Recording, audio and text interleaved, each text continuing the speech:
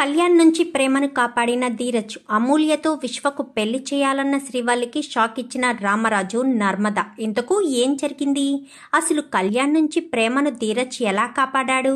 ప్రేమ ధీరజ్కి ఏ విషయం చెప్పలేదు కదా. మరి ఎలా ధీరజ్ ప్రేమను కాపాడుకున్నాడు? అమూల్యతో విశ్వకు పెళ్లి చేయాలన్న శ్రీవల్లికి రామరాజు, నర్మద ఏం షాక్ ఇచ్చారు? ఇదంతా కూడా వీడియోలో చూసి తెలుసుకునేద్దాం. ఇల్లు ఇల్లాలు పిల్లలు అప్కమింగ్ ఎపిసోడ్స్లో ఏం జరగబోతుందో ముందుగా తెలుసుకోవాలి అనుకుంటే వీడియోని లైక్ చేసి ఛానల్ని సబ్స్క్రైబ్ చేసుకోండి. మొత్తం మీరు చూసుకున్నట్లయితే విశ్వకు అమూల్యకు పెళ్లి చేయాలని గట్టిగానే ఫిక్స్ అవుతుంది భద్రావతి. అయితే అది అమూల్య నుంచి సైడ్ నుంచి కాకుండా మనకు ఆ ఇంట్లో సపోర్ట్ ఉండాలి అని, ఇంకా భాగ్యం వాళ్ళకి ఎంతైతే అవసరమో 10 లక్షల రూపాయలు ఇచ్చి మరి భాగ్యం మనసును మార్చేసి వాళ్ళు చెప్పిన దానికి చేసేదానిలా ఒప్పిస్తారు. అదే విషయం వల్లికి డబ్బులు ఇచ్చేసి చెప్దామని ఇంకా భాగ్యం వాళ్ళు కాస్త బయలుదేరతారు. బయలుదేరేసరికి కరువో కాలమా అంటూ బయట నుంచుని పానీపూరి తింటూ ఉంటుంది.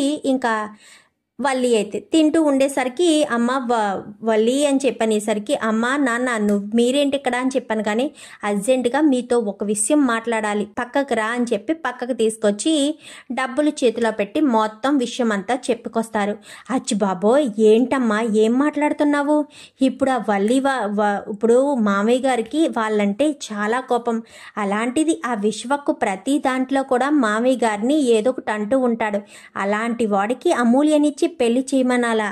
దానికి నేను సపోర్ట్ చేయాలా? అచ్చి బాబో ఈ విషయం గనక ఎవరికైనా తెలిసిందనుకో నన్ను ఇంట్లోంచి బయటకు గెంటేస్తారు అంటూ ఇంకా వల్లి భయపడేసరికి అది కాదే అమ్మడు, 10 లక్షలు ఇచ్చారు, ఏదో రకంగా ఆ అమూల్య మనసును మార్చి ఇద్దరిని ఒకటి చేసావంటే చాలు, మరొక 10 లక్షలైనా అడుగుతాము అని చెప్పనేసరికి అది కాదే అమ్మ, అసలు విషయం నీకు తెలియట్లేదు, మామయ్య గారికి వాళ్ళకి పడదు కదా, పైగా విశ్వ చాలా కోపిష్టి, ఎందుకు చేసుకుంటున్నారో అనగానే మంచి ఉద్దేశంతోనేనంట, అంటే ప్రేమ వాళ్ళ చెల్లి ఇద్దరు కూడా ఆ ఇంట్లోనే ఉన్నారు కదా అనగానే ఆవిడ పైకి కనిపించేంత మంచిది కాదమ్మా అని చెప్పనేసరికి ఏమోనే నాకు తెలీదు, వాళ్ళ దగ్గర అయితే 10 లక్షలు తీసేసుకున్నాము, తర్వాత సంగతి తర్వాత చూద్దాం, ముందైతే వాళ్ళిద్దరినైతే కలపడానికి ప్రయత్నించు, తర్వాత ఏదో ఒకటి అయితే వాళ్ళు పడతారు, నువ్వు సైలెంట్గా ఉండు అనగానే వాళ్ళు పడితే బాగానే ఉంటుంది, అది అటు తిరిగి ఇటు తిరిగి నా కొంప మీదకి వచ్చిందనుకో నా మొగుడు నన్ను ఇంట్లోంచి బయటకు గెంటేస్తాడు మరి అని చెప్పనేసరికి అంతదాకా రాదులేవే అని చెప్పి ఏదో రకంగా వల్లిని ఒప్పించేస్తారు. ఒప్పించేసేసరికి సర్లే అని వల్లి కూడా ఒప్పుకుంటుంది. ఇంకిక్కడ ప్రేమ వాడు ఇంకా భయపడిపోయాడు, వాడు ఇంకా నా జోలికి రాడు, వాడిని నేను బాగా భయపెట్టేశానని తెగ సంతోషపడుతూ ఉంటుంది. ఈలోపు ధీరజ్ కాస్త అనుమానం వచ్చి కాలేజీలో మొత్తం ఎంక్వైరీ చేయడం మొదలు పెడతాడు. క్లోజ్ ఫ్రెండ్స్ని అందరినీ కూడా అడుగుతాడు, ఈ మధ్య ఏమన్నా తను డల్గా ఉంటుందా, మీకేమైనా చెప్పిందా ఏంటి అని అడిగేసరికి ఏమో తెలీదు ధీరజ్, ప్రేమ ఏమీ చెప్పలేదు అంటూ వాళ్ళు చెప్పేసరికి అసలు ప్రేమ ఎందుకు టెన్షన్ పడుతుంది, ప్రేమ మనసులో ఉన్న టెన్షన్ ఏంటి, ఆ టెన్షన్ పోవాలి అంటే నేను తన మనసులో ఉన్న టెన్షన్ గురించి తెలుసుకోవాలి అని చెప్పి ధీరజ్ అయితే అనుకుంటాడు. అలా అనుకున్నవాడు కాస్త ఇంటికి వస్తూ ఉంటాడు. ఈలోపు ప్రేమకైతే వాడు ఫోన్ చేసి, నీకు నేను వెధవలా కనిపిస్తున్నాను కదా, మీ మావయ్యకి ఫోటోలు చూపిస్తే ఏ గొడవ ఉండదు కదా అని చెప్పాను, కానీ ఏం చేస్తావు, ఆ ఫోటోల్లో ఏ తప్పు లేదు కదా అని చెప్పాను, కానీ ఫోటోల్లో తప్పులేదు, ధీరజ్కి నీకు పెళ్లి జరిగిన దాని వెనక చాలా పెద్ద కుట్ర ఉంది కదా, ధీరజ్ నువ్వు ప్రేమించి పెళ్లి చేసుకున్నారని అందరికీ చెప్పారంట కదా, నిజానికి నేను ఈ పెళ్లి పేటల మించి తీసుకెళ్లిపోతే నిన్ను కాపాడడం కోసం ధీరజ్ని మెడలో తాళి కట్టాడన్న విషయం మీ మామయ్య గాని ఎవరికీ తెలియదంట కదా, ఆ విషయం చెప్తాను, చూడు ప్రేమ నీకు 1 అవర్ సమయం ఇస్తున్నాను, 1 అవర్లో గనక నువ్వు నా దగ్గరికి రాకపోతే నెక్స్ట్ మినిట్ నేను మీ మామయ్య ముందు నిలబడతాను విత్ ప్రూఫ్స్తో సహా అని చెప్పనేసరికి ఒక్కసారిగా షాక్ అయిపోతుంది.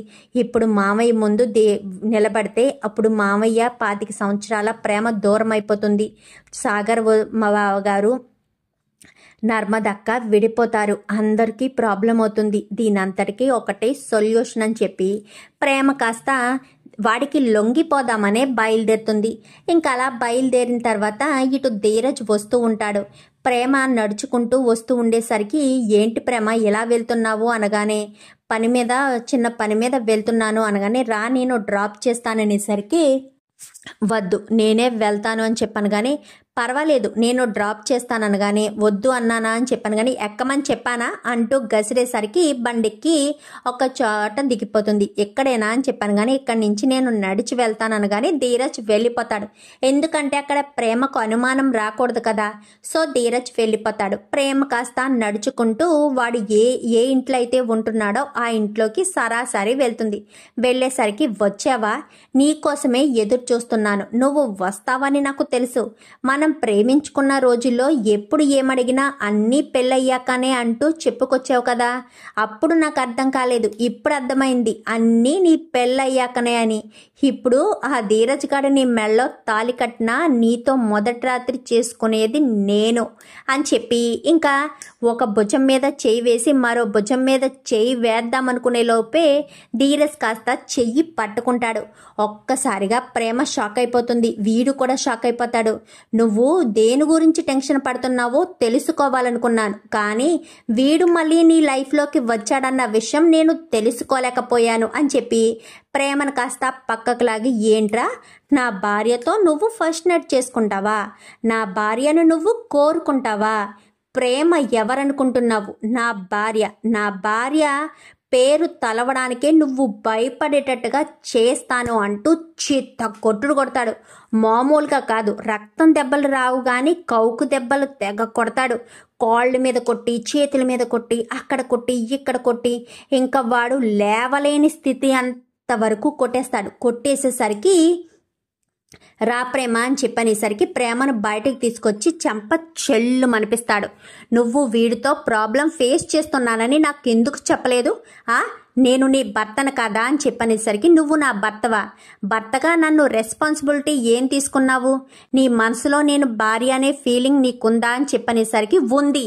నేను నీ భార్యని, నేను నీ భర్తని, నీ టోటల్ రెస్పాన్సిబిలిటీ నాకుంది. నువ్వు కష్టపడుతుంటే చూడలేను, బాధపడుతుంటే చూడలేను, నువ్వు సంతోషపడితేనే నాకు చాలా ప్రశాంతంగా ఉంటుందని చెప్పి అనేసరికి ప్రేమ కాస్త ధీరజ్ని హగ్ చేసుకుంటుంది.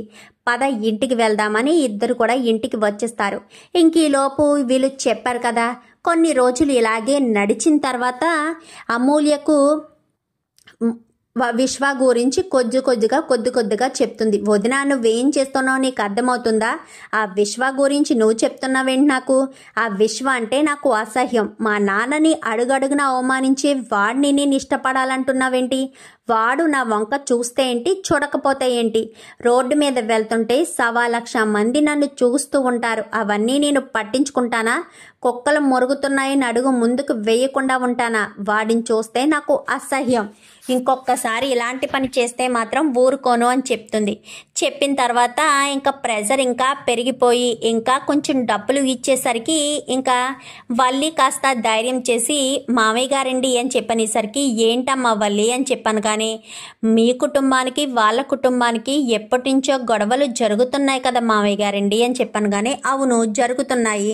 అయితే ఏంటి ఇప్పుడు అనగానే అయితే ఒక సొల్యూషన్తో రెండు కుటుంబాలు ఒకటయ్యే ఆలోచన ఉంది మామయ్య గారండి అని చెప్పనేసరికి ఏంటా ఆలోచన అని చెప్పి నర్మద అంటుంది. అచ్చి బాబోయ్ ఏంటి నర్మద, నేను మామయ్య గారితో మాట్లాడుతుంటే నువ్వెందుకు ఇన్వాల్వ్ అవుతున్నావు?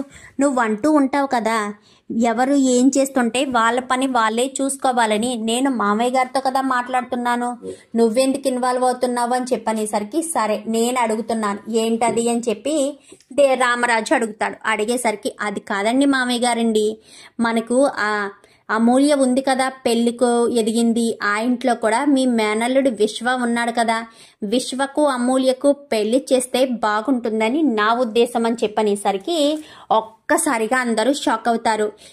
ఏం మాట్లాడుతున్నావు, నీకేమన్నా పిచ్చా అంటూ వెంటనే ధీరజ్ రియాక్ట్ అవుతాడు. ధీరజ్ ఆగు అని చెప్పనేసరికి ఈ ఆలోచన నీకొచ్చిందా లేక ఎవరికైనా వచ్చిందా అని చెప్పనేసరికి లేదు మామయ్య గారండి నాకే వచ్చింది అని చెప్పనేసరికి చూడమ్మా వల్లి, నా కుటుంబానికి ఆ కుటుంబానికి ఉన్న కక్ష గురించి నీకు తెలీదు. అయినా నువ్వు ఈ ఇంటి పెద్ద కోడలు మాత్రమే, అంతే తప్ప ఇంటి ప్రతి నిర్ణయం నిన్ను తీసుకోమని నేను ఏ రోజు చెప్పలేదు.